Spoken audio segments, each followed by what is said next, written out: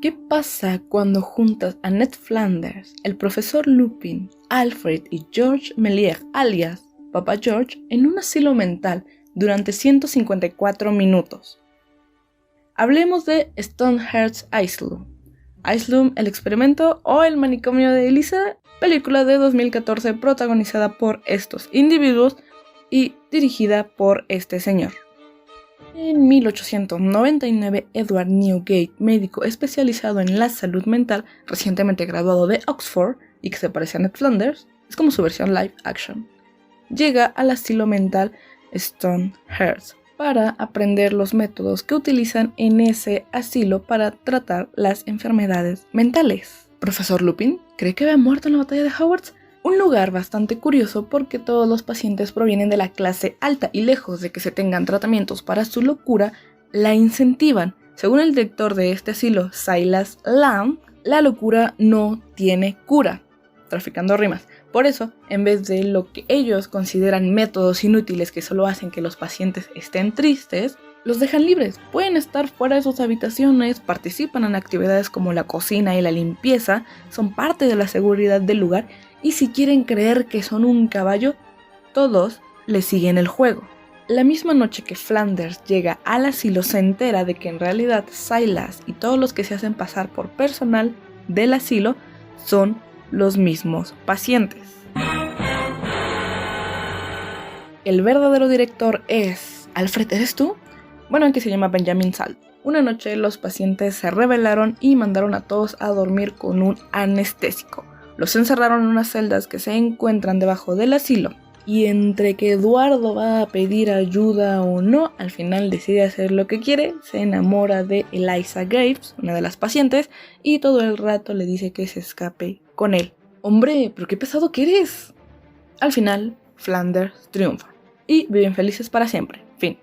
Ah, claro, olvidé mencionar que Flanders no era un doctor, sino un loco más que tendía a robar identidades de las personas. Así que su nombre no es Flanders, ni Edward Newgate. Bueno, en realidad nunca lo mencionan, así que nadie lo sabe. Lo que sí sabemos es que se hizo pasar por un médico para llegar a Elisa, porque estamos en México, a quien había conocido meses antes porque ambos fueron pacientes de otro doctor. Pero Elisa fue enviada a Stonehearth. Luego Flanders se escapó para ir a buscarla porque se había enamorado de ella desde el primer momento en que la vio, lo cual explica por qué le dicen como 1008 veces que se marche, que pida ayuda, y el hombre se aferra más que perrito a su hueso de goma y se queda en el asilo. En fin, al principio Elisa estaba como güey, ni te topo, pero termina por decirle que mejor sí se va con él. Mientras tanto, el manicomio se queda a cargo de esta simpática enfermera que era parte del personal que había sido encerrada, porque a Alfred le borraron la memoria con electricidad y pues pasó a ser un paciente más. ¿Cómo Edward hizo para llegar al asilo sin que no lo descubrieran? ¿Cómo sabía tantas cosas sobre la medicina para la mente? Pues no lo sé y nunca lo van a explicar. En fin, y este es el manicomio de Elisa. Esta película es una adaptación cinematográfica del cuento El sistema del Dr. Tarr y el profesor Feder, que fue escrito por el grande Edgar Allan Poe. Y aunque no es la única adaptación, sí es la más reciente. Se ha dicho muchas veces que los libros son mejores que las películas, aunque también hay películas que pueden superar al libro, como La Naranja Mecánica, Parque Jurásico, Chicas Pesadas, Blade Runner, El Diablo Viste a la Moda, Jojo Rabbit, Tiburón. Bueno, eso dicen varias páginas en internet, pero qué sé yo, ni siquiera sabía que Chicas Pesadas tenía un libro. En fin. Tengo un pequeño conflicto con las personas que dicen que el libro es mejor que la película porque presentaron diferente a un personaje, porque las cosas se desarrollan de manera diferente y pues obvio, son productos diferentes, pero ¿en dónde está el punto de comparación entre un libro y una película? ¿En la narrativa? Pero si cada uno tiene diferentes recursos para contarnos algo. La literatura tiene descripción, personificación, símiles, metáforas, analogías, etc. Pero el cine tiene montaje, paleta de colores, movimientos de cámara, planos, ángulos, sonidos, etc. Aunque en términos de estructura sí podríamos decir que tienen cosas en común, pueden tener una narrativa no lineal, ocupar elipsis, flashback, flash forward, Pueden tener uno o varios narradores, atmósfera, etc. Y de lo que me interesa hablar a mí es la atmósfera. Se encuentra en el espacio en el que se desenvuelven los personajes, incluso el narrador, así como sus acciones, y la cual nos permite conocer el estado psicológico de dichos personajes.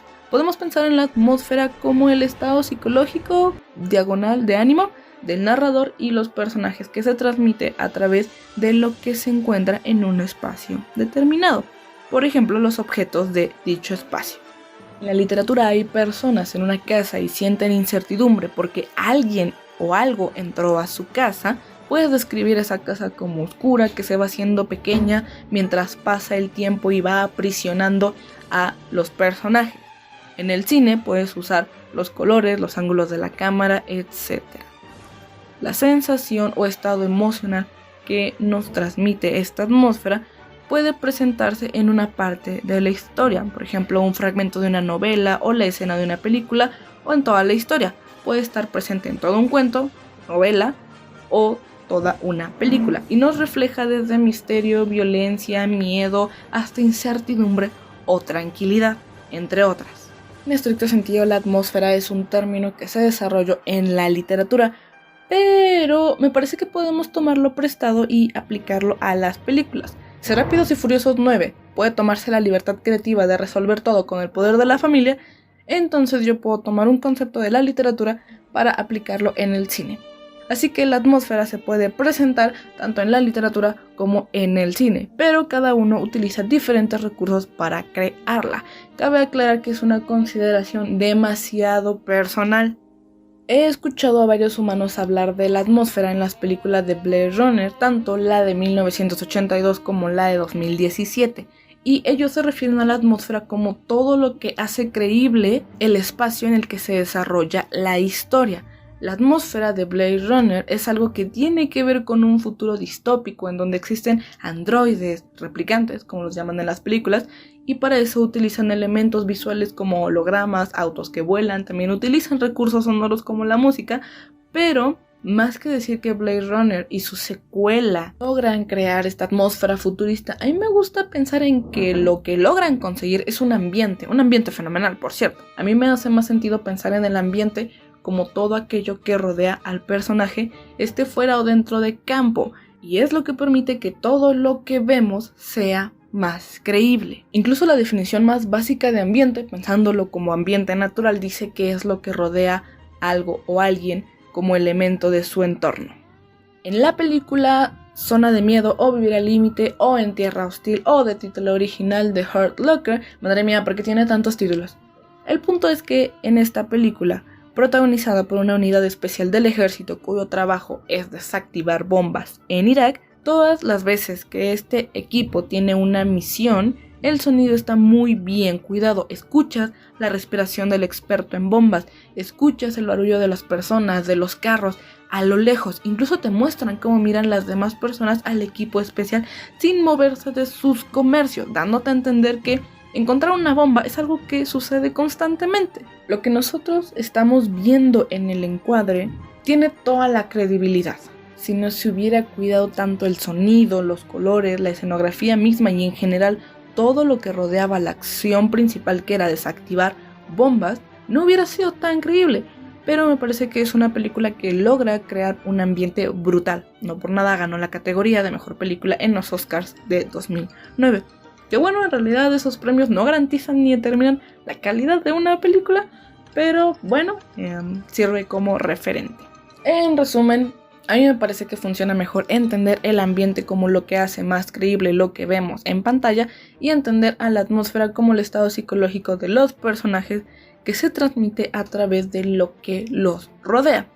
Por cierto, les recomiendo el cuento Casa Tomada de Julio Cortázar, tiene una atmósfera de inquietud bastante interesante.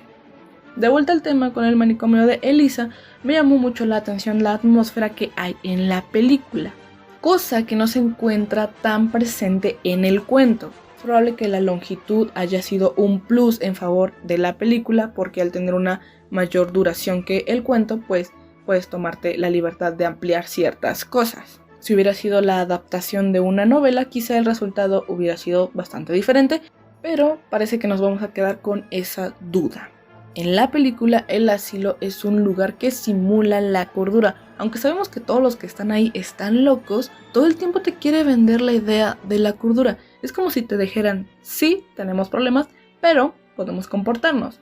Y me parece que el más claro ejemplo es cuando todos se sientan a comer y se apegan a las reglas de etiqueta, conversan de manera normal, pero poco a poco ese intento de cordura, de normalidad, se va perdiendo. Hay conductas de los pacientes que te recuerdan que estás tratando con pacientes. Y a lo largo de la película también hay cosas que te siguen recordando.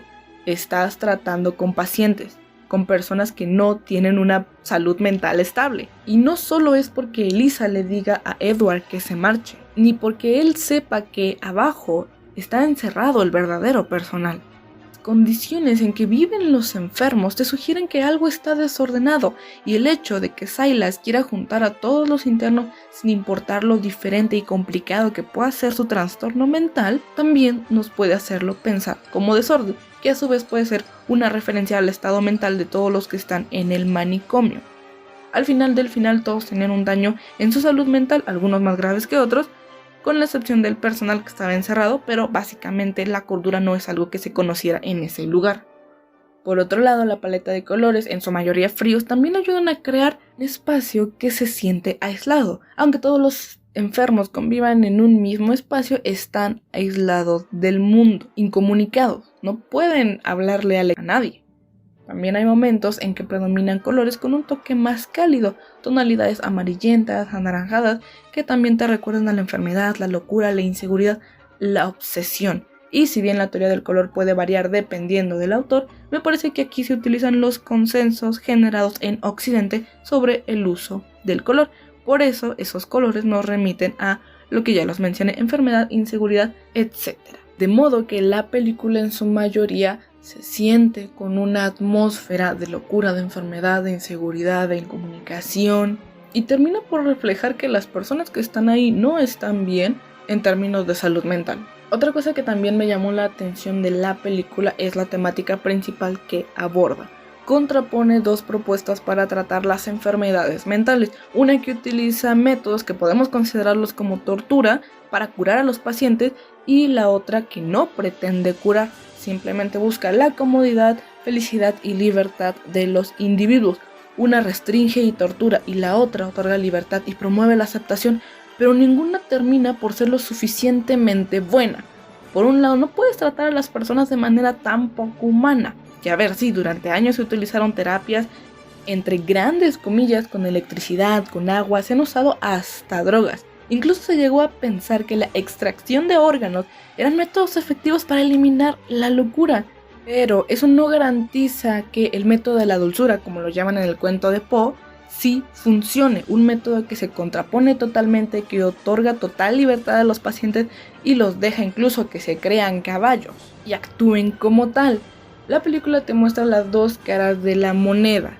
No es una cuestión en la que solo pueda ser blanco o negro. No se pueden olvidar los matices de todas las demás posibilidades que puede haber para el tratamiento de enfermedades mentales. Se entiende por la época, pero no es justificable. En los últimos minutos de la película te sugieren que la enfermera, que supongo se convirtió en directora, encontró un equilibrio, aunque no se profundiza en ello. Las consecuencias de ambos métodos quedan plasmadas a lo largo de la película y te dejan en claro el problema de tomar un extremo, ya sea que imite a la tortura o que dé total libertad a los pacientes. Pero bueno, eso es todo por el video de hoy. Tomen agua, sean felices y órale, bye.